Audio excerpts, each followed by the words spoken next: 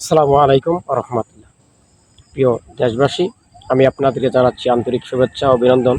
তবে আজকে একটি মূলত কথা বলতেছি। ইন্ডিয়া আপনারা গত কয়েকদিন ধরে দেখতেছেন সরকার পতনের আন্দোলন চলছে।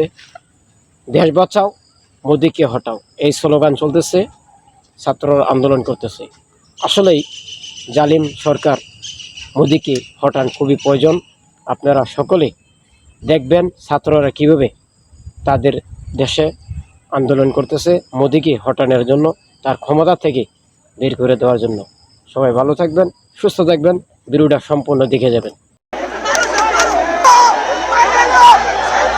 ভারতের রাজধানী দিল্লি কি নতুন করে আন্দোলনের কেন্দ্রবিন্দুতে পরিণত হচ্ছে? একদিকে যন্তর মন্তরে অবস্থান নিয়ে অনড় ককরোচ জনতা পার্টি, অন্যদিকে ভারত যুক্তরাষ্ট্র বাণিজ্য চুক্তির বিরুদ্ধে দিল্লিমুখী শত শত কৃষক, রাজপথে উত্তেজনা, সংসদে অচলাবস্থা। ঠিক কি ঘটছে ভারতে? চলুন জেনে নেওয়া যাক।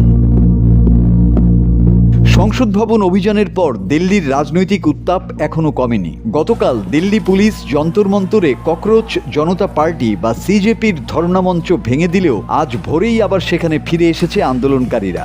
দলের নেতা অভিজিৎ দীপক স্পষ্ট জানিয়ে দিয়েছেন, দাবি পূরণ না হওয়া পর্যন্ত তারা যন্তর মন্তরেই অবস্থান করবেন। তবে আপাতত নতুন করে সংসদ ভবন অভিযানের ডাক দেয়া হবে না। অভিজিতের দাবি, আবার মিছিল ডাকলে পুলিশ শিক্ষার্থীদের উপর আরও কঠোর অভিযান চালানোর সুযোগ পাবে। তিনি আহত শিক্ষার্থীদের কাছে প্রকাশ্যে ক্ষমা চেয়েছেন এবং অভিযোগ করেছেন, একজন মন্ত্রীকে রক্ষা করতেই নিরীহ ছাত্রছাত্রীদের রক্ত ঝরানো হয়েছে।